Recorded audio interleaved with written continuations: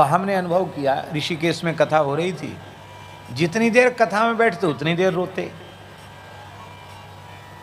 अयोध्या जी में करुणानिधान भवन में कथा हो रही, जितनी देर कथा में बैठते उतनी देर रोते। आप भगवान की कोई चर्चा उनके सामने छोड़ दो, ध्रुव जी की, प्रहलाद जी की, ब्रह्मचारी जी, फपक फपक कर रोने लग जाते थे। यह उनका था भगवद अनुराग। इसका आशय क्या है जानते हैं? कि ठीक तरीके से स्वधर्मानुष्ठान किया जाएगा तो भगवान की कथाओं में रति होगी ही। यदि किसी ने ठीक से किया है और भगवान के चरित्रों में उसका प्रेम नहीं हुआ, कथा कीर्तन सत्संग में उसका भाव नहीं जगा, तब समझना चाहिए कि उसने जो धर्माचरण किया है वो विधि पूर्वक नहीं हुआ है। नहीं तो भगवान के चरणों में प्रेम उसको जरूर जग जाता, क्योंकि शुद्ध अंतःकरण में ही भगवत प्रेम प्रकट होता है। चारों पुरुषार्थों का रहस्य समझा रहे हैं सूत जी। धर्मस्य ह्यापवर्ग्यस्य नार्थोर्थायोपकल्पते, नार्थस्य धर्मैकान्तस्य कामो लाभाय स्मृता, कामस्य नेन्द्रिय प्रीतिर्लाभो जीवेत यावता, जीवस्य तत्व जिज्ञासा नार्थो यश्चेह कर्मभिः वदन्ति तत्तत्त्वविदस्तत्त्वं यज्ञानमद्वयं ब्रह्मेति परमात्मेति भगवानिति शब्दते। धर्म का फल क्या है? धर्म का फल है अपवर्ग, माने मोक्ष। धर्म का फल है, अर्थ धर्म का फल नहीं है। अर्थ प्राप्ति धर्म का फल नहीं है। तब अर्थ किस लिए है? बोले धर्मैकान्तस्य, धर्म के लिए अर्थ है। धर्म का फल है मोक्ष और अर्थ जो है वो धर्म के लिए है। काम का स्वरूप क्या है? बोले इंद्रियों को तृप्त करना ये काम का स्वरूप नहीं है। उतने ही कामना इच्छा को जीवन में प्रश्रय देना, स्वीकार करना, जितने हमारे व्यवहार के संपादन के लिए अत्यंत आवश्यक है। इसलिए कामस्य नेन्द्रिय प्रीति, इंद्रियों को तृप्त करना ये काम का स्वरूप नहीं है। जितने में हमारा निर्वाह हो जाए बस उतना। कहावत है ना, साईं इतना दीजिए जामे कुटुंब समाए, मैं भी भूखा ना रहूं और साधु न भूखा जाए। जितने में हमारी गुजर बसर हो जाए, क्योंकि भोग वृत्ति का अंत नहीं है कोई अंत? कोई नेत्री मरी थी कभी कहीं, तो उसके बारे में सुनने में आया था कि 600 या 700 जोड़ी तो उसके पैर के सैंडल या जाने चप्पल क्या निकले। एक आदमी इतना चप्पल जूता पहन सकता है क्या? कितनी हजार साड़ियां निकली, कितने सूट निकले उसके। मनुष्य की ही भोगने की वृत्ति कहां तक हो सकती है? जितने में निर्वाह हो जाए उतना ही स्वीकार करना, उससे ज्यादा नहीं। तब जीवित रहने का फल क्या है? बोले जीवस्य तत्व जिज्ञासा। इस वर्तमान जीवन के रहते हुए ही भगवत तत्व को ठीक से समझने की, प्राप्त करने की व्याकुलता हमारे भीतर उत्पन्न हो जाए, ये जीवित रहने का फल है। जीवस्य तत्व जिज्ञासा नार्थो यश्चेह कर्म भी। इन कर्म कांड में, कर्मों में उलझ जाना ये जीवन का लक्ष्य नहीं है। जीवन का लक्ष्य है भगवत प्राप्ति, तत्व का विज्ञान हो जाना, यही जीवन का अंतिम लक्ष्य है। बोले तत्व कहते किसको हैं? कहते तत्वज्ञानी पुरुषों ने उसी परात्पर पर तत्व को 3 नामों से व्यवहृत किया है। ब्रह्मेति, परमात्मेति, भगवान इति शब्दते। उसी परात्पर पर तत्व को ब्रह्म कहा, ब्रह्म कहा, और उसी परात्पर पर तत्व को परमात्मा कहा, और उसी परात्पर पर तत्व को भगवान कहा। ऐसा नहीं समझना कि ब्रह्म अलग है, परमात्मा अलग है, भगवान अलग। एक ही है। चाहे ब्रह्म कह लो, चाहे परमात्मा कह लो, चाहे भगवान कह लो, एक ही तत्व है। पर ये अलग अलग संज्ञा किस लिए है? एक की ही है, पर अलग अलग नाम क्यों हैं? इसको एक उदाहरण देकर हम समझा रहे हैं।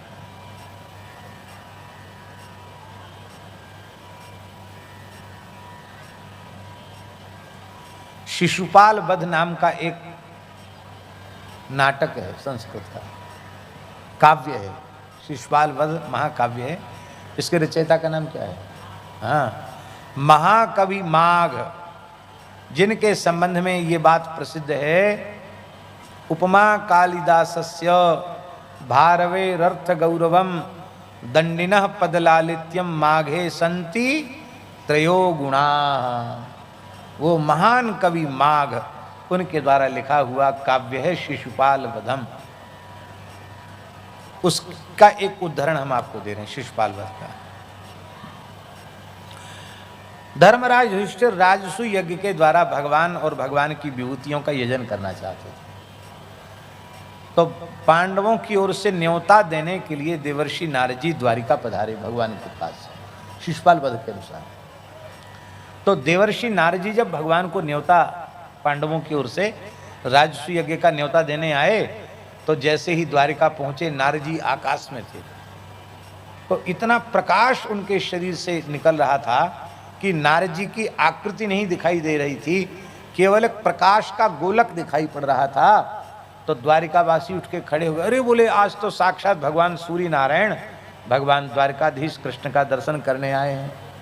ये लोग चर्चा कर ही रहे थे, तब तक वो प्रकाश गोलक और नीचे आया, और जब नीचे आया तो उसमें आकृति दिखाई पड़ने लगी, जटाजूट और कुछ वेशभूषा ऋषि के जैसी वेशभूषा दिखाई पड़ने लगी। अरे ये सूर्य नहीं है, ये तो सूर्य के समान कांति से युक्त कोई महान तपस्वी ऋषि हैं।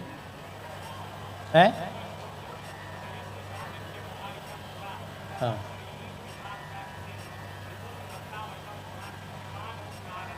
हाँ, क्रमादमम नारद इत्यबोधिसा। युवराज जी पूरा श्लोक सुना रहे हैं।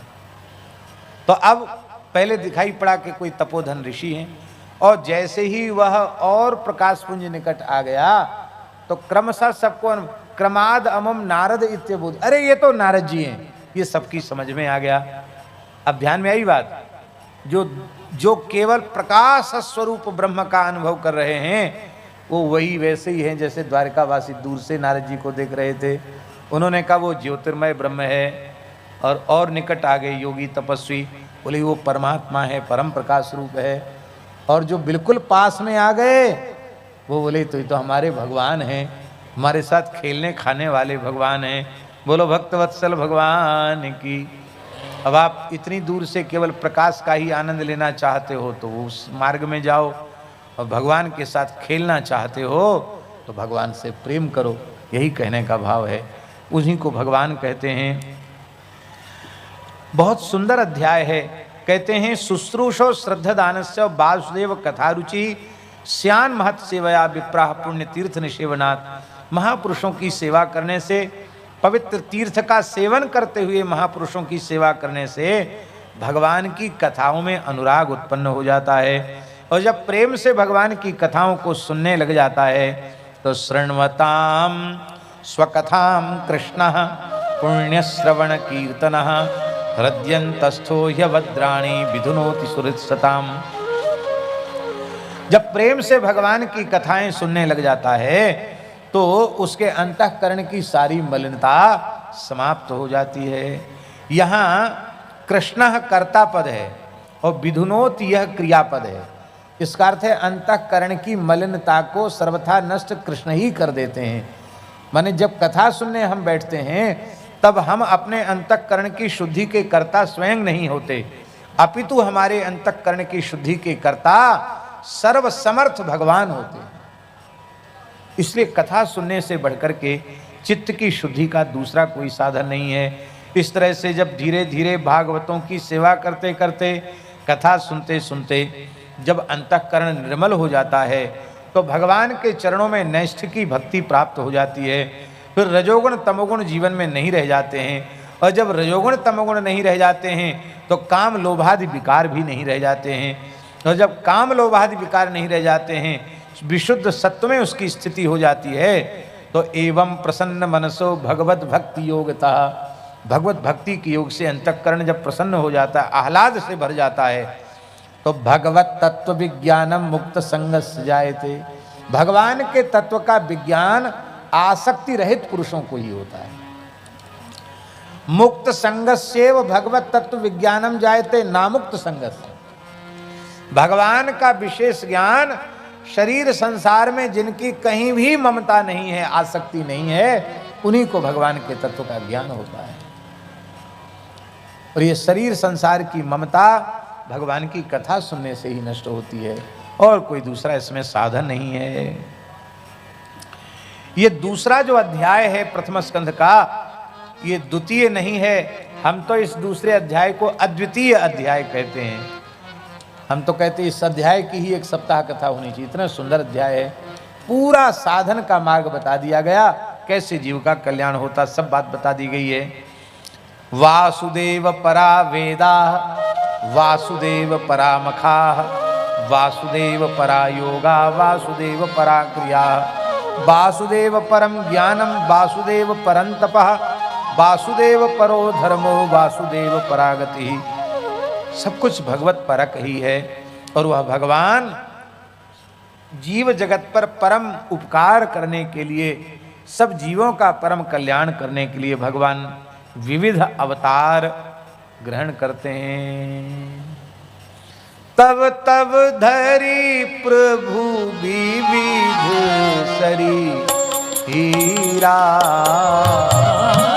तब तब धरी प्रभु विविध शरीरा, हरहि कृपा निधि सज्जन पीरा, हरहि कृपा निधि सज्जन पीरा। भगवान भावयत्येष सत्वेन लोकान् वै लोक भावना, लीलावतारानुरतो देवतिर्यं नरादिषु। भगवान ने सोचा जीव इनका कल्याण क्यों नहीं हो रहा है, क्योंकि नाशवान शरीर संसार को तो अपना कह रहे हैं। मैं अविनाशी परमात्मा का नित्य सहचर हूँ, नित्य अंशी हूँ, मुझे अपना कहते नहीं। क्यों नहीं कहते हैं? क्योंकि स्ववर्गे परमाप्रीति, अपने वर्ग में ही सबका प्रेम होता। भगवान बोले हम सब में आ जाते हैं। भगवान देवता बन के आ गए। अब देखो वामन भगवान देवता कौन है? कश्यप जी के पुत्र हैं, अदिति के पुत्र हैं, और अदिति के सबसे छोटे पुत्र भगवान वामन हैं। देवता बड़े बने रहें, हमें अपना छोटा भाई मान लें तो भी इनका कल्याण हो जाएगा, हमसे संबंध इनका हो जाए, हमसे प्रेम हो जाए। मनुष्य कहते थे भगवान तो देवताओं के, हम मनुष्यों के कहाँ हो सकते हैं। भगवान मानवाकार लेकर आ गए, रामकृष्ण के रूप में आ गए। पशु बोले हमारे भगवान कहाँ हो सकते हैं, भगवान हयग्रीव बन गए। हयग्रीव कौन होता है? घोड़ा, वो पशु है कि नहीं? पक्षी बोले भगवान हमारे कहाँ, भगवान हंस बन गए। मछली कछुआ बोले हमारे भगवान हो ही नहीं सकते, भगवान मत्स्य बन गए, कच्छप बन गए। हिंसक जीव कहते थे भगवान हमारे तो हो ही नहीं सकते, हम तो हिंसक हैं, भगवान नरसिंह बन गए। ब्रह्मचारी बने, गृहस्थ बने, वानप्रस्थी बने, सन्यासी भी बने भगवान। सब स्वरूपों में भगवान गए, सब शरीरों में भगवान गए। किसी भी विधि से जीव हमें अपना स्वीकार कर ले, हमारे में प्रेम करने लग जाए तो इनका परम कल्याण हो जाएगा। और यह कह करके सूत जी ने भगवान के अवतारों का स्मरण किया है। इस अध्याय में भगवान के 22 अवतारों का वर्णन है। हंस और हयग्रीव 2 अवतार और मिलाकर 24 अवतार हो जाते हैं। और इन अवतारों के स्मरण की बड़ी महिमा है। कहते इन अवतारों का जो सायंकाल प्रातः काल स्मरण करता है वो संपूर्ण दुखों से मुक्त हो जाता है। जन्म गुह्यम भगवतो य एतत् प्रयतो नरः सायं प्रातः गृणन् भक्त्या दुःखग्रामात् विमुच्यते। दुखों के समूह से विमुक्त हो जाता है। 24 नाम भगवान के सवेरे लेना है और 24 नाम शाम को लेना है, तो इससे सारे दुख खत्म हो जाएंगे। 24 अवतारों के नाम सवेरे ले लो, 24 अवतारों के नाम शाम को ले लो, और नहीं तो जग कर ले लो और सोते सोते ले लो। याद रहेगा सोने के पहले और जगने के तुरंत बाद। आप लोग कहेंगे हमको तो 24 नाम याद नहीं रहेंगे, तो इसका सरल उपाय है, नाभाजी के भक्तमाल के एक 56 छंद को जो हिंदी भाषा में है उसको याद कर लो, उसमें संस्कृत भी आपको नहीं पढ़नी पड़ेगी। बहुत छोटा छंद है, 6 लाइन है, उतना तो आप ऐसे याद कर जाओगे। जय जय मीन बराह कमठ नर हरि बलि बामन परशुराम रघुवीर कृष्ण कीरति जग पावन बुद्ध कल की अरु व्यास प्रभु हरिहंस मनवंतर यज्ञ ऋषभ हयग्रीव ध्रुव बरदैन धनवंतर बद्रीपति दत्त कपिल देव सनकादिक करुणा करो 24 रूप लीला श्री अग्रदास पुरपद धरो 24 रूप लीला श्री अग्रदास पुरपद धरो। ये जो अवतार कहे गए हैं ना शास्त्री जी, एते के बोले ऋषयो मनवो देवा मनुपुत्रा महौजसा कला सर्वमहौजसा कला सर्वे हरे रेव सप्रजापतयस्तथा। एते एते माने वो 24 अवतार वहां वो नहीं, एते एते पूर्वोक्ता, एते के पूर्व के श्लोक में कहे गए ऋषयो मनवो देवा मनुपुत्रा, ऋषि देवता मनु मनुपुत्र प्रजापति, ये सब अंश और कला हैं, पर भगवान राम कृष्ण अंश भी नहीं है, कला नहीं है, ये परिपूर्ण अवतार है। पर लोग अर्थ करते समय केवल एते चांस कला एते पूर्वोक्ता नहीं कहते, सीधे कहते कृष्णस्तु भगवान स्वयं, कृष्णस्तु भगवान स्वयं, कृष्ण स्वयं भगवान। राम जी, बोले राम जी थोड़े कमजोर वाले भगवान हैं, 12 ही कला के हैं, और श्री कृष्ण 16 कला के हैं, वो पूरे हैं, ये थोड़े अधूरे हैं। यह बात वे ही लोग कहते हैं जिन्हें शास्त्र का बोध नहीं है। अष्टदल कमल है तो 8 दल में परिपूर्ण है कि नहीं, और 12 दल कमल है तो 12 दल में परिपूर्ण है, और 16 दल कमल है तो 16 दल में परिपूर्ण है, और शतदल है तो, सहस्त्रदल है तो,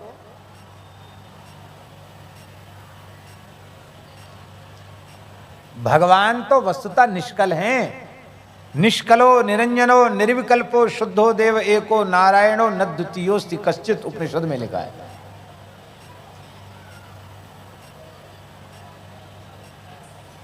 सूर्य की 12 कलाएं हैं, माने 12 राशियों में सूर्य जाता है, मेष वृष मिथुन कर्क सिंह कन्या तुला वृश्चिक धनु मकर कुंभ मीन। 12 संक्रांतियां सूर्य की होती हैं, इसलिए सूर्य 12 राशियों में पूर्ण है। 16 तिथियां चंद्रमा की होती हैं, चंद्रमा 16 में पूरा है। इसमें कौन सी बात हो गई, 12 और 16 वाली बात कहां से आ गई? फिर एते चांस कलह पुंसा, चकार, चकार कहने का प्रयोजन क्या है? चकार कहने की आवश्यकता लग रही है? एते चांस कलह में चकार कहने की आवश्यकता नहीं है, पर चकार यहां क्यों कहा गया शास्त्री जी? एते चांस कलह पुंसा में चकार क्यों कहा गया? चकारो अनुक्त समुच्चयार्थम, अनुक्त समुच्चयार्थ चकार है। और चकारेण रामचंद्रस्तु, श्री कृष्णचंद्र श्री रामचंद्र, रामस्तु भगवान स्वयं, कृष्णस्तु भगवान स्वयं, ऐसा ही समझना चाहिए। बोलो की। एक महात्मा श्री ब्रह्मदास जी हुए, विद्वान थे वो, पर उनको किसी ने कह दिया अरे तुम क्या है, तुम्हारे राम जी तो कोई वो नहीं। कृष्णस्तु भगवान स्वयं भागवत में लिखा है, परत्व तो कृष्ण में ही है, राम जी में नहीं है। तो उनको बड़ी पीड़ा हो गई, बहुत पीड़ा हो गई। विद्वान थे वो, तो उन्होंने एक ग्रंथ लिखा, उस ग्रंथ का नाम है श्री राम परत्वम। महात्मा ब्रह्मदास कृत श्री राम परत्वम, उसमें बहुत बढ़िया लिखा। आपने पढ़ा है, देखा है, नहीं देखा? हमने एक बार उसको देखा है। राम परत्वम बड़ा अद्भुत ग्रंथ है। वेद, स्मृति, पुराण और कहाँ कहाँ के उद्धरण उन्होंने राम जी के परत्व में ला करके दिए। संकलन ही है, लेकिन उनका एक बहुत बड़ा श्रम है, उनका अपना व्याख्यान है, बहुत अद्भुत है। भैया बार बार प्रार्थना है, राम कृष्ण नारायण में भेद मत करो। भगवत स्वरूपों में भेद करने से भगवत अपराध होगा, और भक्तों में, संतों में भेद करने से भागवत अपराध होगा। भगवत भागवत अपराध से बच करके साधन करना चाहिए, तभी कल्याण होता है। बोलो भक्तवत्सल भगवान की जय। भगवान व्यास को असंतोष था, अपने कृतित्व से भगवान व्यास संतुष्ट नहीं थे। तब देवर्षि नारद जी ने आकर भागवत धर्म की महिमा बोधक श्रीमद् भागवत प्रणयन की आज्ञा अपने चरित्र कथन के माध्यम से दी कि मैं पूर्व जन्म में, इस जन्म के पूर्व में मैं दासी पुत्र था, और उस जन्म के भी पूर्व में मैं उपवरहण नाम का गंधर्व था, और मेरा गायन बहुत बड़ा उत्कृष्ट था, मेरा अभिनय भी बड़ा श्रेष्ठ था।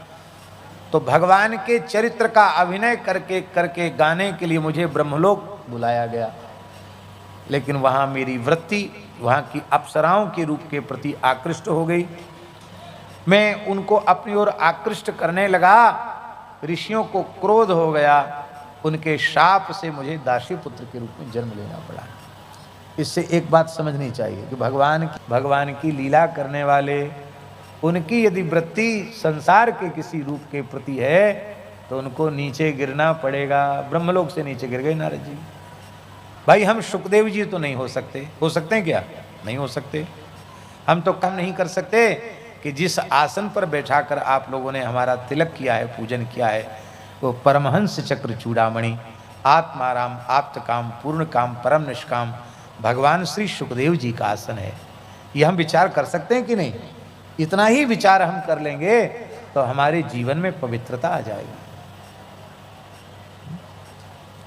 इसलिए वक्ता सच्चरित्र होना चाहिए, उसका पूर्ण आकर्षण भगवान के प्रति होना चाहिए। कंचन कामनी के प्रति उसका आकर्षण नहीं होना चाहिए। कंचन कामनी के प्रति आकर्षण है तो वो भगवत चरित्र कहने का अधिकारी नहीं।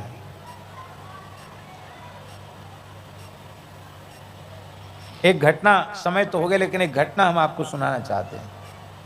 एक गांव में एक महात्मा थे, बहुत अच्छे संत थे। 24 घंटे में केवल शाम को 1 घंटा वो मिलते थे लोगों से, बस में भी किसी से बातचीत नहीं होती थी 1 घंटे में। और रामचरितमानस का पाठ होता था, और बस एक चौपाई पढ़ो और उस चौपाई का जो अर्थ लिखा है वो बाँच के सुना दो, बस अपनी तरफ से कुछ मत बोलो, जो लिखा है सो बोलो, बस इतना ही। और थोड़ी देर कीर्तन होता था, प्रसाद बट के लोग चले जाते।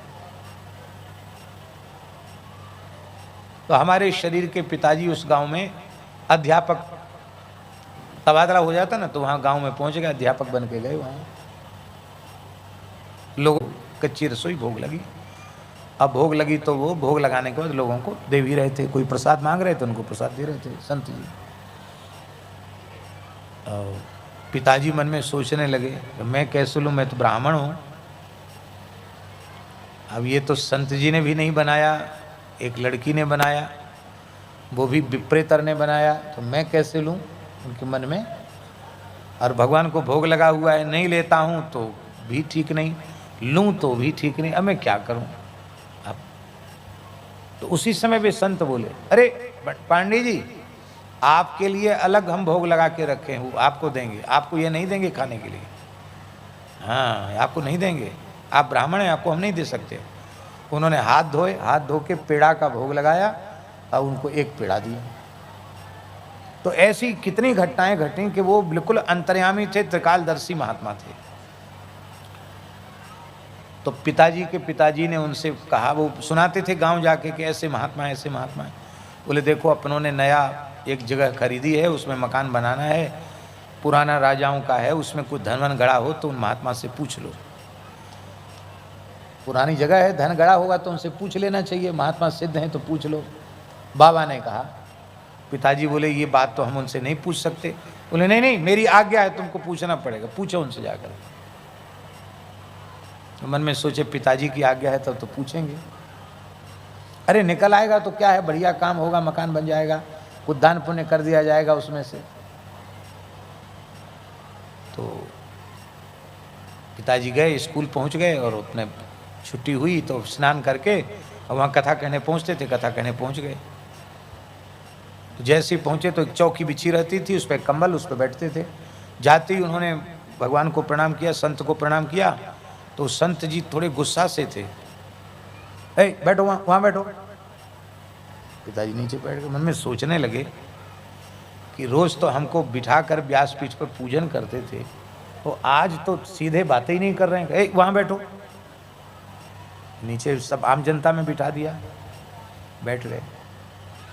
बोले आज से कथा नहीं होगी, आज तो केवल कीर्तन होगा, कल से मानस जी का पाठ होगा, अब कथा नहीं होगी। पिताजी को बड़ा खराब लगा कि भाई अभी तो वाल्मीकि रामायण शुरू किए थे, महीना 2 महीना हुआ था, थोड़ी थोड़ी कथा होती थी, अब कहते कथा नहीं होगी, इसका मतलब नाराज है। तो डरते डरते उन्होंने प्रणाम करके, महाराज हमसे क्या गलती हो गई जो आप कथा। बोले देखो, तुम यही ना पूछने हमसे आए हो कि तुम जहां मकान लिया है, जमीन लिया है तुम्हारे पिताजी ने, उसमें कहां धन है, यही बात पूछने आए हो ना तुम। धन की बात मन में आते ही तुम कथा कहने योग्य नहीं रहे। मैं बता तो दूंगा कि कहां है कहां नहीं है, कितना मिलेगा कि नहीं मिलेगा, सब बता दूंगा, लेकिन इसके बाद तुम ब्राह्मण नहीं रह जाओगे, फिर हम तुमसे कथा नहीं सुनेंगे। ब्राह्मण और साधु, इनके मन में धन के प्रति आकर्षण नहीं होना चाहिए। इतना सुनती तो पिताजी भावाविष्ट हो गए। बोले महाराज अभी तो घर में न कोई भूखा मर रहा है, सब बहुत आनंद है, कोई कमी नहीं है, लेकिन आपने बड़ी कृपा की है। अब 1000 जन्म तक हम कंगाल बने रहें ये हमें स्वीकार है, लेकिन आप जैसे संतों के सत्संग से हम विमुख हो जाएं ये हमको स्वीकार नहीं है। अब हम कभी अपने मन में धन की बात नहीं लाएंगे, आप मेरे अपराध को क्षमा करें। रोने लगे पिताजी। बोले अब ब्राह्मण शुद्ध हो गया, तुम शुद्ध हो गया, हाथ पैर धो, आचमन करो, बैठ जाओ। बैठाए, फिर चंदन लगाया, माला पहनाई। बोले अब सुनाओ कथा। बोलो भक्तवत्सल भगवान। ये सत्य घटना है। एक गांव की, शायद शिमरा खुर्द नाम का गांव था या और कोई नाम होगा, बमोरी कला, बमोरी कला, एक बमोरी, बराना बमोरी, एक बमोरी कला, बमोरी कला नाम के गांव की घटना है। धन का आकर्षण मन में आया तो भगवान का चरित्र कहने लायक वह नहीं है, न कथा के लायक है, न कीर्तन के लायक है। अच्छा एक बात बताओ, किसान भूस के लिए खेती करता है कि अन्य के लिए? किस लिए करता है खेती? भूस अपने आप मिलता कि नहीं मिलता? ऐसे ही संसार की वस्तुएं भूस जैसी हैं, न चाहोगे तो भी मिल जाएंगी, भगवान भूखा नहीं रखेंगे। किंतु भगवान के चरणों में प्रेम होवे, यही संकल्प लेकर कथा सुननी चाहिए और यही संकल्प लेकर भगवान की कथा करनी चाहिए। बोलो भक्तवत्सल भगवान की जय। भगवान के जितने काम चल रहे हैं गिरधर शास्त्री जी, हमारे जैसे 100 कथावाचक हो जाएं तो भी वो सब काम कथा कह के पूरे नहीं कर सकते। उसमें कोई कथा का योगदान नहीं कि कथाओं से वो काम की पूर्ति हो रही, बिल्कुल नहीं हो रही है। केवल और केवल भगवान के संकल्प से हो रही है। हम कहीं कुछ नहीं है। लोग कहते निमित्त मात्रम भव सभ्य साचन। यदि हम अपने को निमित्त मानते हो तो वो भी हमारी मूर्खता है। हम निमित्त भी नहीं है, कर्ता कारयिता भगवान ही। अब जड़खोर गोधाम है, वहां का मासिक खर्च लगभग 2.5 करोड़ का है हर महीने। मलुक पीठ का अलग, और जगह जगह कई जगह गौशालाएं हैं। सारा हिसाब किताब जोड़े तो माथा गर्म हो जाएगा। कहाँ से हो रही व्यवस्था? हम कर रहे हैं। अरे हम अपना पेट नहीं भर सकते, हम क्या व्यवस्था करेंगे? कर्ता कारयिता भगवान है। बस इतनी बात जरूर है, इतना मन में विश्वास है, इतना भी भगवान पर भरोसा करो तो उतने से ही भगवान सब कुछ अपने आप करने लग जाते हैं। भगवान पर भरोसा तो करो, भगवान पर विश्वास तो करो। कर्ता कारयिता च, भगवान कर्ता भी हैं और भगवान कारयिता भी हैं। जय जय श्री राधे। तीसरा जन्म हमारा, दूसरा जन्म हमारा पहले उपवरहन गंधर्व और उसके बाद फिर हमारा जन्म दासी पुत्र के रूप में हुआ। संतों की जूठन खाकर, संतों का सत्संग करके मेरी भागवत धर्म में रुचि हो गई और उस जन्म में मुझे भगवान का ध्यान में दर्शन हुआ और उसके बाद भगवद आज्ञा से उस शरीर को त्याग कर तीसरा जन्म हमारा ब्रह्मा जी के मानस पुत्र के रूप में हुआ है। ब्रह्मा जी की गोद से हमारा जन्म हुआ और ब्रह्मा जी ने हमें भागवत तत्व का उपदेश किया है। भगवान ने कृपा करके यह वीणा हमको दी है। देव दत्ता मिमां वीणा स्वर ब्रह्म विभूषिता मूर्छयित्वा हरि कथां गायमानश्चराम्यहम्। ये किसी कारीगर की बनाई वीणा नहीं है, ये भगवान के द्वारा दी गई वीणा है। इस वीणा के तारों का जब मैं वर्णन करता हूँ उसी समय भगवान का मंगलमय स्वरूप मेरे नेत्रों के सामने प्रकट हो जाता है। भगवान लीला का दर्शन करता हुआ, भगवान की झांकी का दर्शन करता हुआ, भगवान के नाम रूप गुण लीला का कीर्तन करता हुआ मैं उन्मुक्त भाव से विचरण करता रहता हूँ। बोलो नारद जी महाराज की जय। अब तो व्यास जी ने सरस्वती नदी में स्नान किया, समाधि में ब्रह्म तत्व, जीव तत्व, माया तत्व सबका पृथक पृथक अनुभव किया और समाधि पूत अंतःकरण में भगवान का वांग्मय विग्रह श्रीमद् भागवत जन्माद्यस्य यतस्य लेके तम नमामि हरिम परम तक ये संपूर्ण शब्दानुपूर्वी व्यास जी के अंतःकरण में प्रकट हो गई, जिसे श्रीमद् भागवत महापुराण कहते हैं। ऐसा ही मानना चाहिए। ऐसा नहीं मानोगे तो तरह तरह के प्रश्न उठेंगे कि इसमें सुकवाच कहाँ से आ गया, परीक्षितवाच कहाँ से आ गया, सूतवाच शौनकवाच कहाँ से आ गया। कुछ लोग कहते हैं कि धीरे धीरे संकलन करते करते अंतिम में सूत जी और शौनक जी की कथा के बाद फिर व्यास जी ने पुनर्लेखन किया, इसलिए सब उसमें आ गया। ये बार बार संस्करण बनाने से फिर कभी न कभी इसमें युवराज मिश्र उवाच और अंकित मिश्र उवाच भी आ जाएगा। ये तो नहीं आएगा ना कभी, जो है सो ही बना रहेगा, दूसरा तो नहीं आएगा। सब सनातन है। ये जो भेद है ना कि ये भूत है, ये भविष्य है और ये वर्तमान है, ये हम अज्ञानी जीवों की दृष्टि में ये भेद है। जो बहुत ऊंची कक्षा के, व्यास जी की कक्षा के जो महापुरुष हैं, उनके लिए न कुछ भूत है और न कुछ भविष्य है। उस अवस्था में पहुंचने के बाद सब कुछ वर्तमान है। वो भूत को भी वर्तमान के रूप में अनुभव कर लेते हैं और भविष्य का भी वर्तमान के रूप में अनुभव कर लेते हैं।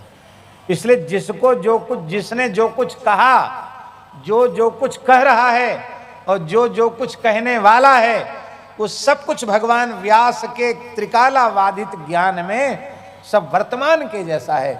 इसलिए समाधि में उन्होंने जन्माद्यस्य यतस्य लेके तम नमामि हरिम परम तक संपूर्ण ग्रंथ का साक्षात्कार किया। न इसमें कुछ प्रक्षिप्त है और न इसमें कुछ घटाया बढ़ाया गया है।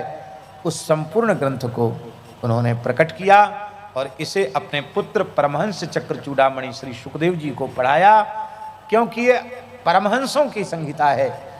जैमिनी आदि शिष्यों को उन्होंने पूर्व मीमांसा आदि पढ़ाई, सूत जी को अन्य पुराण प्रदान किए, पर भागवत तो उन्होंने सुखदेव जी को ही प्रदान किया, क्योंकि यह परमहंसों की संहिता। और वस्तुतः भागवत का विचार करने पर लगता है कि ये तो बहुत ऊंची चीज है, ये सामान्य चीज है ही नहीं, ये परमहंसों की ही संहिता है, जिसका सब कुछ हो चुका हो और अब उसको अपने चरम लक्ष्य तक अब पहुंचने की व्याकुलता जग गई हो, उसके लिए इसमें जो कुछ है वो वर्णन किया गया है।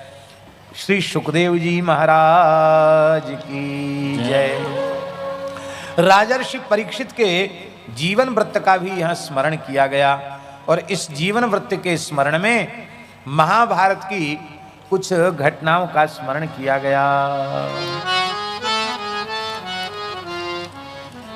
अब कथा आ रही है रोचक, तब सब समय पूरा हो रहा है, आम जनता के लायक कथा। यदा मृधे कौरव सृंजयाना वीरेश्वथो वीर गतिम गतेषु ब्रकोदरा विद्ध गदाभिमर्श भगनोरुदंडे धृतराष्ट्र पुत्रे करा रहे थे। और उन्होंने देखा कि सरोवर से दुर्योधन बाहर निकला और कृतवर्मा कृपाचार्य अश्वत्थामा से बातचीत किया, फिर जल में चला गया। उन्होंने देख लिया चुपके से, चोरी से। उन्होंने जाकर युधिष्ठिर को बता दिया। भगवान पांडवों को लेकर के वहां पहुंच गए था और भीमसेन से कहा कि ललकारो अपने शत्रु को। भीमसेन ने बहुत फटकारा है उसको। अरे नीच दुर्योधन, इस धरती पर जो रक्तपात हुआ है, नरसंहार हुआ है, युद्ध में महाविनाश हुआ है, उसकी जड़ तू है।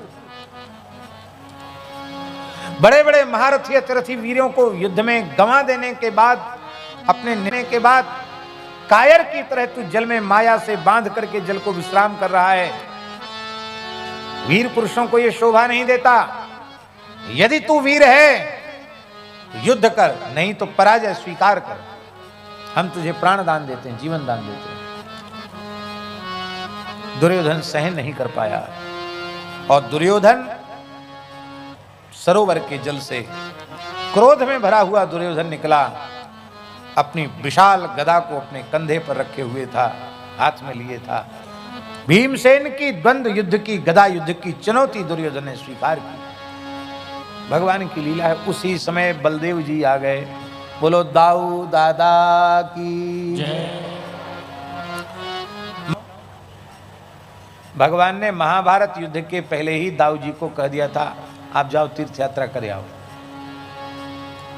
दाऊ जी बोले, हमको क्यों तीर्थ यात्रा पर भेज रहे हो, तुम नहीं चलोगे? बोले, हम तो पांडवों के पक्ष में रहेंगे, तो आप भी हमारे बड़े भैया हो, आपका भगत है दुर्योधन, आपका चेला भी है, आपने उसको गदा युद्ध सिखाया है।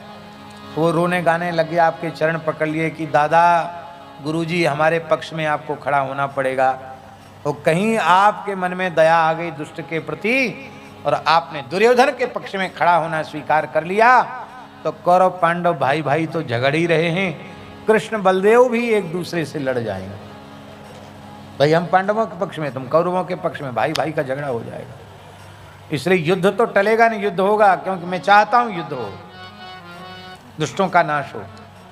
पर आपसे खतरा है इस युद्ध में, आपकी उपस्थिति से युद्ध अनिर्णय की स्थिति में चला जाएगा।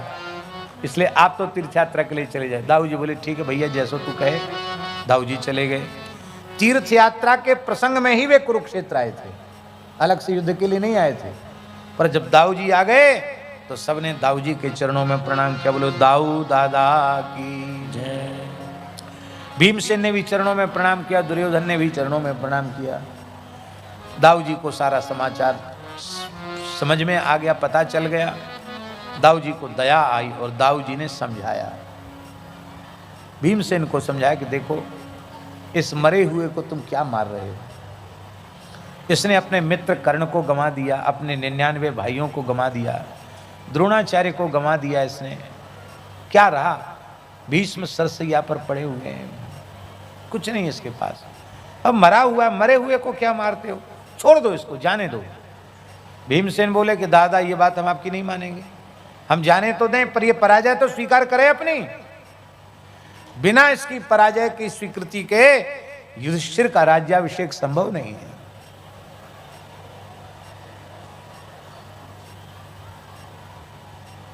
भीमसेन ने मना कर दिया। तब दाऊ जी ने कहा दुर्योधन को कि देखो युधिष्ठिर तुमसे बड़े हैं, अजात शत्रु हैं, महात्मा हैं, वे अब भी तुम्हें क्षमा कर देंगे। छोटा भाई बड़े भाई के चरणों में प्रणाम कर ले तो क्या हानि है, तुम प्रणाम कर लो। इनसे पराजय स्वीकार करने में तुम्हारी शोभा है। तुम्हारे जन्मांध पिता धृतराष्ट्र और आंखों पर पट्टी बांधने वाली अंधी न होते हुए अंधी के जैसी तुम्हारी जन्मदात्री माता गांधारी, अब उनके बुढ़ापे का सहारा क्या है तुम्हारे बिना? तुम युधिष्ठिर के अनुकूल रहो और अपने माता पिता की सेवा करो। दुर्योधन बोला, गुरुजी सब बात मानेंगे? ये नहीं मानेंगे। क्यों? बोले इसलिए नहीं मानेंगे कि मैंने ये वैर अपने बाहुबल से लिया और अपने भाइयों को खो देने के बाद, अपने प्राण प्रिय मित्र कर्ण को खो देने के बाद मैं जीवित रहूंगा तो मेरी बहुत अपकीर्ति होगी। और संभावितस्य चा कीर्ति ही मरणादति रिच्यते। मैं अपकीर्ति सहन नहीं कर सकता, मैं अवश्य इसकी चुनौती को स्वीकार करके युद्ध करूं। दाऊ जी बोले, जब दो ही झगड़ा करना ही चाहते, झगड़े से ही फैसला करना तो कर लो, हम उपस्थित रहेंगे इस युद्ध में। दर्शक के रूप में दाऊ जी वहां विराजे हैं। भयंकर युद्ध हुआ। भीमसेन के बल की सीमा नहीं थी और दुर्योधन भीमसेन की बल में बराबरी नहीं कर सकता था, ये बात बिल्कुल सत्य है। किंतु अभ्यास बल में दुर्योधन बहुत आगे बढ़ा हुआ था। पांडवों के 12 वर्ष का वनवास और 1 वर्ष के अज्ञातवास के काल में लगातार 13 वर्ष गदा युद्ध का ही अभ्यास किया है उसने। तो इतना रियाज किया उसने, इतना अभ्यास किया उसने, उसका बहुत अभ्यास बढ़ा हुआ था। बड़े और फिर दुर्योधन के युद्ध करने में एक बात और थी, वो तो मरने का निश्चय करके लड़ रहा था। जो व्यक्ति मरने का निश्चय करके लड़ेगा उसमें बहुत पराक्रम आ जाएगा अपने आप, क्योंकि मरना तो है, ये तो ऐसे वैसे क्यों मरे।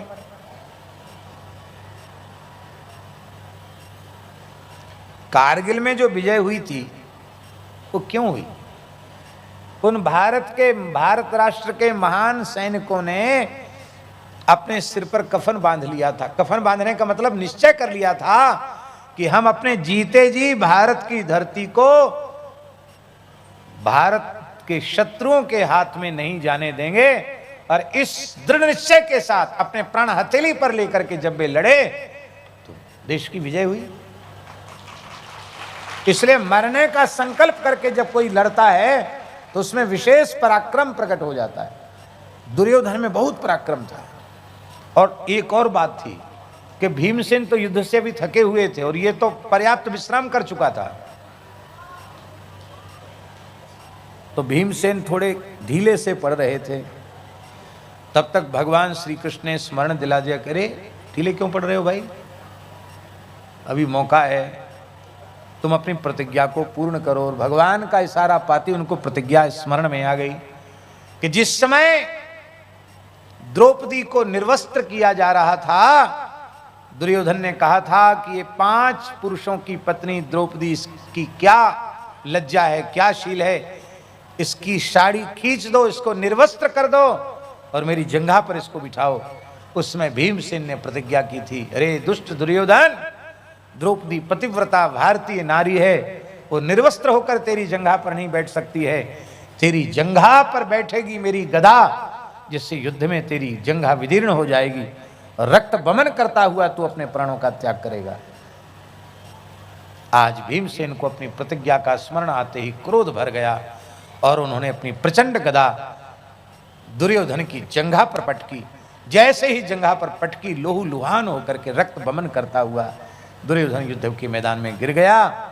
और दाऊ जी वहां उपस्थित थे। दाऊ जी क्रोध में भर गए। उनके पास हथियार नहीं थे, दाऊ जी के पास यात्रा कर रहे थे इसलिए कुशा लेकर चल रहे थे। दाऊ जी तुरंत क्रोध में भर के हलमूसल का स्मरण किया। नंद सुनंद नाम के पार्षद ही दाऊ जी के हलमूसल हैं। तुरंत हलमूसल दाऊ जी को उपस्थित हो गए।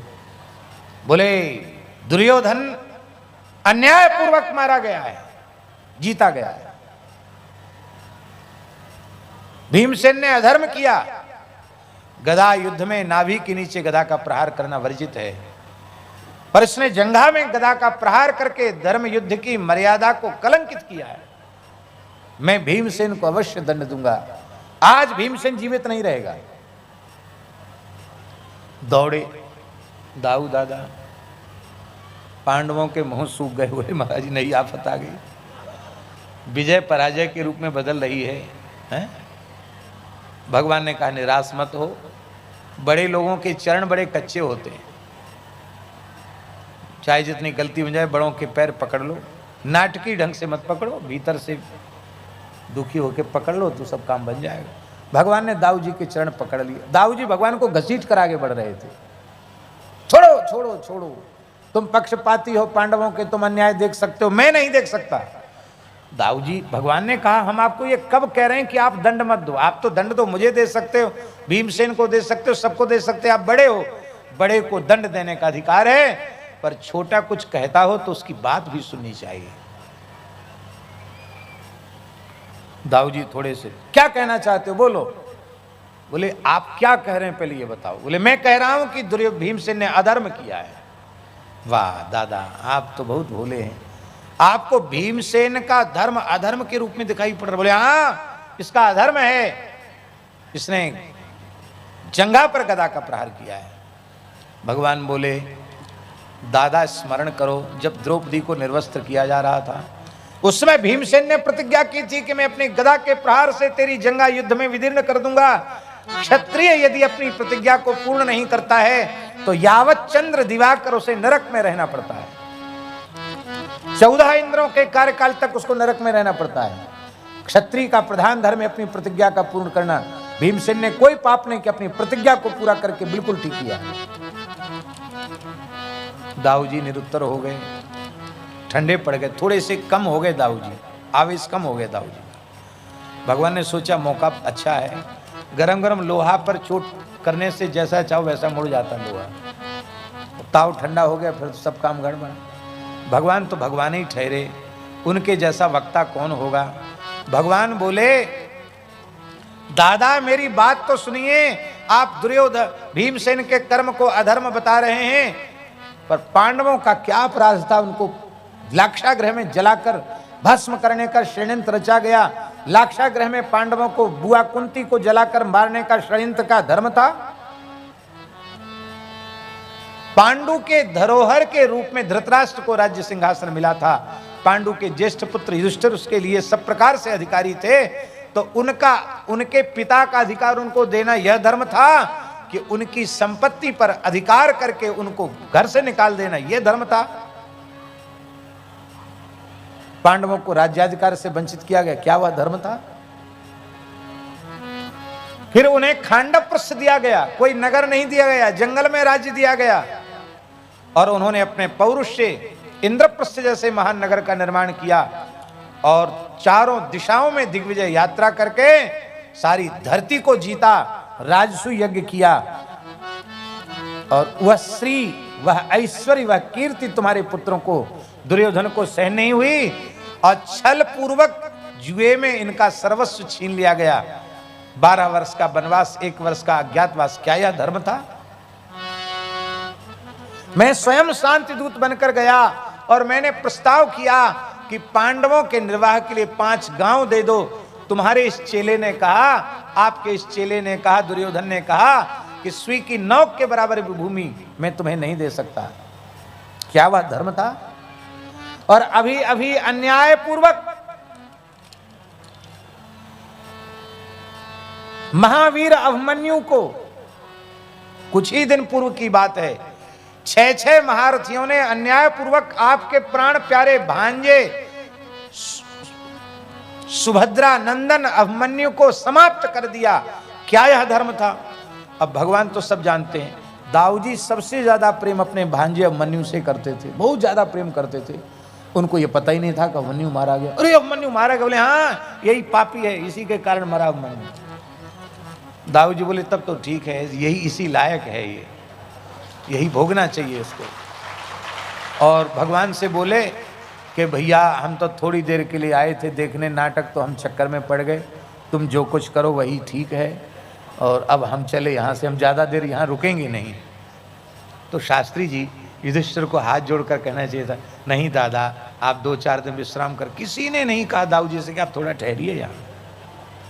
बोले हाँ ये जाएं सो ही अच्छा।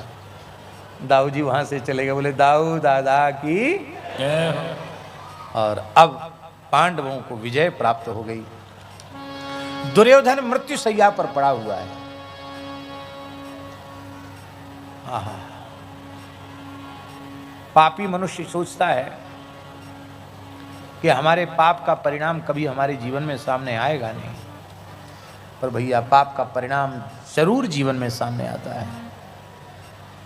त्रिभिर्वर्षैः, ज्यादा भयंकर पाप होगा तो 3 साल में उसका परिणाम सामने आ जाएगा। त्रिभिर्वर्षैः त्रिभिर्मासैः, और उग्र पाप होगा तो 3 महीने में उसका परिणाम सामने आ जाएगा। त्रिभिर्पक्षैः, और अधिक कठोर होगा तो 3 पक्ष माने 1.5 महीना में सामने आ जाएगा। और अत्यंत उग्र पाप होगा तो त्रिभिर्दिनैः, 3 दिन में उसका परिणाम सामने आ जाएगा। अत्युत्कटस्य पापस्य इहैव फलमश्नुते। और हम तो 3 दिन की कह रहे हैं, इससे भी भयंकर से भयंकर उग्र पाप होगा तो तत्काल फल मिलेगा, तत्काल फल मिल जाता है पाप का। पाप से बचना चाहिए। साधु सताए हानि त्रय, जाति धर्म अरुवंश, टीला नीके देखिए रावण कौरव कंस। सज्जन पुरुषों को सताने का, धर्मात्माओं को सताने का, गौ ब्राह्मण और सज्जनों को सताने का कितना पाप होता है। संत श्री टीला जी महाराज अपनी साखी में कह रहे हैं, टीला नीके देखिए। टीला जी कहते ठीक से विचार करके देखो, संतों को सताया रावण ने, खत्म हो गया, नाश हो गया रावण का। कौरवों ने सताया साधु पांडवों को, सर्वनाश हो गया। कंस ने सताया सज्जन पुरुषों को, सफाया होगा कंस का, सर्वनाश हो गया। इसलिए साधु पुरुषों को सताना नहीं चाहिए। बोलो भक्तवत्सल भगवान की जय। हजारों अतिर्थी वीर, हजारों बड़े बड़े वीर योद्धा जिसके चारों ओर खड़े रहते थे, आज वह दुर्योधन रणांगन में पड़ा है। सियार, कुत्ते और गीध उसके शरीर को नोच रहे हैं। महाभारत में लिखा, हम अपने मन से नहीं बोल रहे हैं। बड़े कष्ट पूर्वक वो चील, सियार इनको एक हाथ से तलवार से ऐसे ऐसे हटाने का प्रयास कर रहा था, पर सफल नहीं हो पा रहा था। खून उल्टी कर रहा था, धूल फांक रहा था, धूल में सना हुआ था, पहचान में नहीं आ रहा था कि दुर्योधन है, कभी इस धरती का राजा था ये। उस समय कृतवर्मा, कृपाचार्य और अश्वत्थामा, ये 3 वीर वहां पहुंचे। रोने लगे, बोले आपने हजारों गायों का दान किया, न जाने कितने बड़े बड़े काम किए, आज आपकी ये दशा देखकर। दुर्योधन रोने लगा, बोले हम इसी लायक थे। देखो पापी को अपने पाप की खबर तो आती है। बोले हाँ, हमने बहुत द्वेष किया, अब मैं क्या। बोले अब आप तो मर रहे हो, अब हम लोग क्या करेंगे आपके लिए। आप जीवित रहते तो हम युद्ध भी करते, क्योंकि हम लोग अभी हारे नहीं हैं। पर आप मृत्यु शैया पर पड़े, हम किसके लिए लड़ेंगे। मान लो हम लड़के जीत भी गए तो आप, फिर हम किसके लिए लड़ेंगे। दुर्योधन ने कहा कि कोई बात नहीं, जब तक राजा जीवित है उससे सेनापति चुनने का अधिकार है। मैं चुनता हूं, आप तीनों में से लड़ने के लिए कौन तैयार है। अश्वत्थामा ने कहा कि मैं अपने पिता की मृत्यु के प्रतिशोध की भावना से दिन रात जलता रहता हूं। मेरे पिता गुरु द्रोणाचार्य को अधर्म पूर्वक मारा गया और मुझे आपने कभी सेनापति नहीं बनाया, मुझे बदला लेने का अधिकार नहीं दिया, अवसर नहीं दिया। आज भी मैं पांडवों से विहीन धरती को कर सकता हूं। दुर्योधन को बहुत अच्छा लगा, एक आशा की किरण दिखाई पड़ी, मैं मरूं तो मर जाऊं पर पांडव तो विजयी ना हो, उसका तो यही प्रयोजन था। उसने अपने रक्त से ही अश्वत्थामा को तिलक कर दिया। अब देखो ध्यान से सुनो, एक ब्राह्मण के मस्तक पर एक अधर्मी दुष्ट क्षत्रिय के रक्त से तिलक किया गया। अरे भैया, रोली, अक्षत और हरिद्रा जो मंगल चंदन के द्रव्य हैं उनसे तिलक किया जाना चाहिए। और वो तो सेनापति बन गया। बोले यदि मैं जीवित रह गया तो आधा राज्य तुमको दे दूंगा धरती का, और मैं मर गया इसको सेनापति का तिलक मत मानना, इसको राज तिलक मानना। अश्वत्थामा भगवान शिव का अंशावतार है शिव पुराण के अनुसार, और चिरजीवी है अश्वत्थामा। अष्ट चिरजीवियों में सबसे पहले उनका स्मरण किया जाता है। अश्वत्थामा बलर्व्यासो हनुमास्य विभीषण कृप परशुरामश्च सप्तैते चिरजीविना सप्तैतान संस्मरेण नित्यम मार्कंडेयम अथास्तमम। ये महाराज चिरजीवी हैं अश्वत्थामा। लेकिन लोभ की वृत्ति से कितना पतन होता है ये बात समझ में आनी चाहिए साधक वर्ग को। वो तो सोचता था हम राजा ही बन गए, और उसने सोते हुए पांडवों के शिविर पर आक्रमण कर दिया। भगवान जानते थे कि आज ये घटना घटने वाली है, तो भगवान बोले युधिष्ठिर से कि देखो जिस दिन राजा को विजय मिले उस दिन इसे अपने शिविर में विश्राम नहीं करना चाहिए। हो सकता शत्रु पक्ष से षड्यंत्र हो जाए और विजय पराजय के रूप में बदल जाए, सोते सोते आक्रमण हो जाए, हमला हो जाए, तो भगवान सब जानते हैं। तब तो क्या करें? बोले हमारे साथ चलो, ऋषियों के आश्रम में चल के सत्संग करेंगे। पांचों पांडवों को रथ में बिठा के भगवान ले गए, और अश्वत्थामा ने भीतर प्रवेश किया और सोते हुए वीरों का वध किया। महाभारत में विस्तार से इस प्रकरण का वर्णन है। धृष्टद्युम्न को पशु की मौत मारा, गला घोट करके धृष्टद्युम्न को मारा, क्योंकि धृष्टद्युम्न ने ही द्रोणाचार्य का सिर काटा था, अपने पिता की मृत्यु का बदला लिया।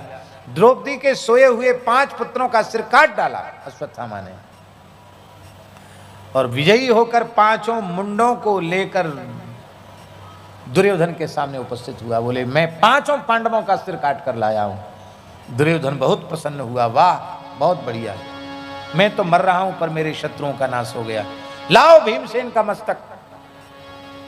जीवित में तो उसका मस्तक में कुचल नहीं पाए, मरे हुए भीमसेन के मस्तक को कुचल लूं। जैसे ही मस्तक भीमसेन के पुत्र को ही भीमसेन का मस्तक मानकर विशाल मस्तक जैसे ही दिया, क्रोध में दुर्योधन ने उसको हाथों से दबाया, वह पचक गया, फूट गया।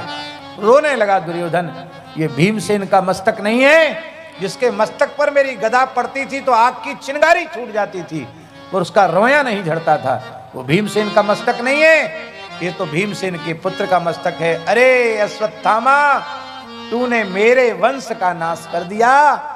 ये तो पांडवों के पुत्र हैं, अब पांडवों के संतति होनी नहीं है।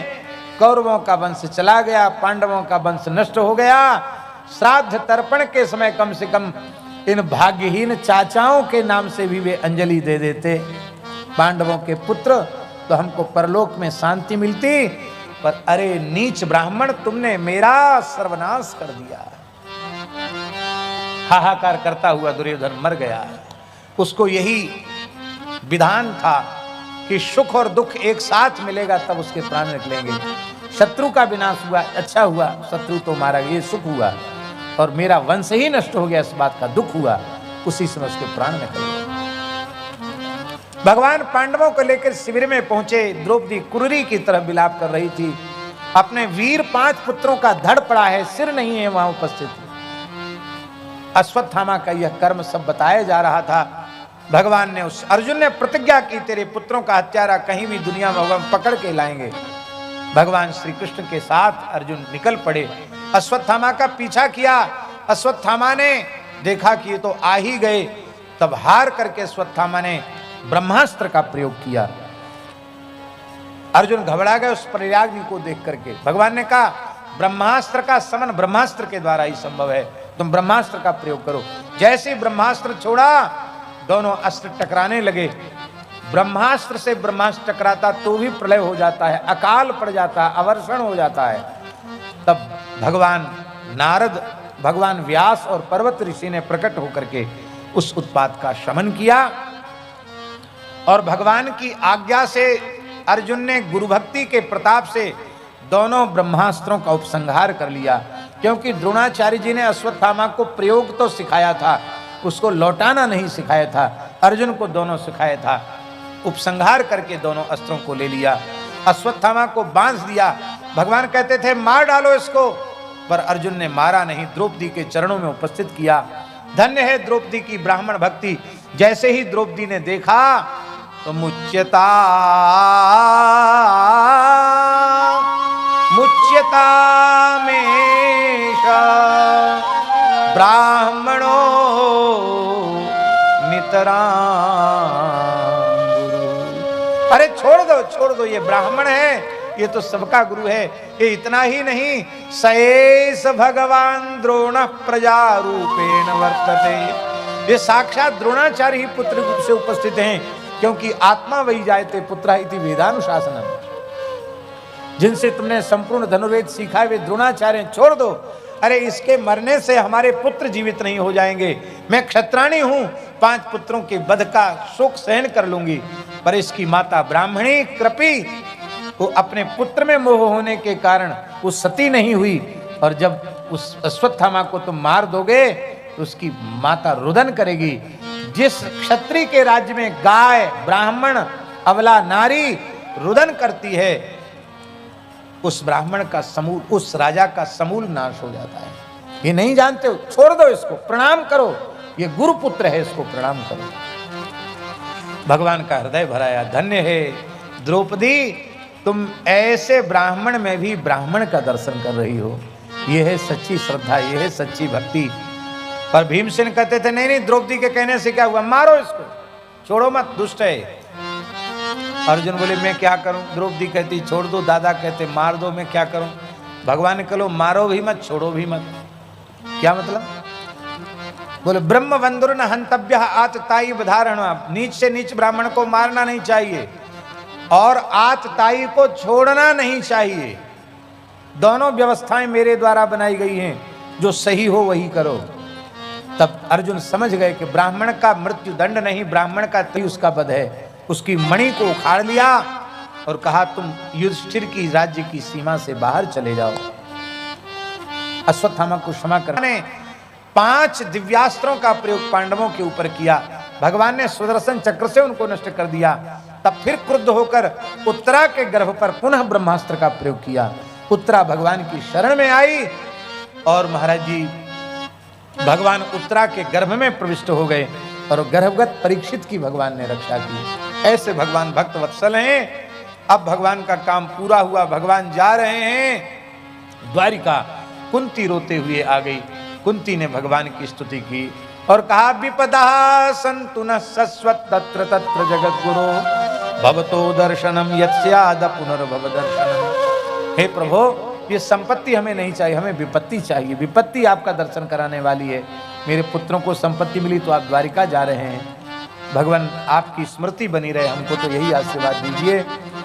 भगवान दूसरे दिन सरसैया पर पड़े पितामह भीष्म के निकट पहुंचे हैं। भगवान की आज्ञा से भीष्म ने दान धर्म, राजधर्म, मोक्ष धर्म, स्त्री धर्म, भगवत धर्म सब बताया है। अंत में विष्णु सहस्त्रनाम का उपदेश करके परम धर्म का उपदेश किया है और भगवान की स्तुति करते करते भीष्म पितामह ने अपने देह का त्याग किया है। उनको भगवान की प्राप्ति भई है। बोलो भीष्म पितामह जी महाराज की। पांडवों को अब सब कुछ निष्कंटक भाव से प्राप्त हो गया है और इधर भगवान की खबर लेने के लिए अर्जुन को भेजा गया है। अर्जुन दीर्घ काल में लौट के आए। पता चला कि भगवान के कुल का भी संहार हो गया और भगवान ने भी अपनी लीला का संवरण कर लिया। तो युधिष्ठिर ने परीक्षित को गद्दी पर बिठाया और 5 पांडव, द्रौपदी, सब ने सब कुछ त्याग करके महाप्रस्थान किया है। और उस महाप्रस्थान में एक एक करके पांडव सब भगवत धाम चले गए हैं। और परीक्षित ने 3 अश्वमेध यज्ञ किए हैं, जिनमें देवताओं ने प्रकट होकर के यज्ञ भाग ग्रहण किया है। दिग्विजय यात्रा में परीक्षित ने कलयुग पर शासन किया है। कलयुग को रहने के लिए 4-5 स्थान बताए हैं। जुआ में रहो, शराब में रहो, मद्यपान में रहो और द्यूतम पानम स्त्री व्यभिचार में रहो, हिंसा में रहो और 5वां स्थान बताया अन्यायोपार्जित धन में रहो। पुनश्च याचमानाय जात रूपम अदात प्रभु। इसका तात्पर्य है कि जो 5 दोषों से मुक्त है वो कलयुग में भी रहकर सतयुग में जी रहा है। जो कभी जुआ नहीं खेलता, कभी शराब नहीं पीता, कभी परस्त्री गमन नहीं करता, कभी मांस नहीं खाता है और कभी पाप की कमाई नहीं करता, वो सतयुग कलयुग में पैदा होकर भी सतयुग में जी रहा है। ऐसा समझना चाहिए। इन दोषों का त्याग करना चाहिए भगवान की इच्छा से ही जीवों का साधन उपस्थित होना था, इसलिए उन्होंने एक ऋषि के गले में सर्प डाल दिया। उसके पुत्र ने श्राप दे दिया कि 7वें दिन तक्षक डसेगा, मृत्यु हो जाएगी। परीक्षित साप सुनकर सब कुछ त्याग कर अनशन व्रत पूर्वक गंगा जी के तट पर आ गए। संपूर्ण धरती के ऋषि मुनि महात्मा आए हैं, सुखदेव जी भी आए हैं। सुखदेव जी का पूजन किया है और उनसे प्रश्न किया है कि मरने वाले को क्या करना चाहिए। इसका उत्तर सुखदेव जी कल देंगे। श्री वृंदावन बिहारी लाल की। आज 7:30 बजे नहीं होने वाला है।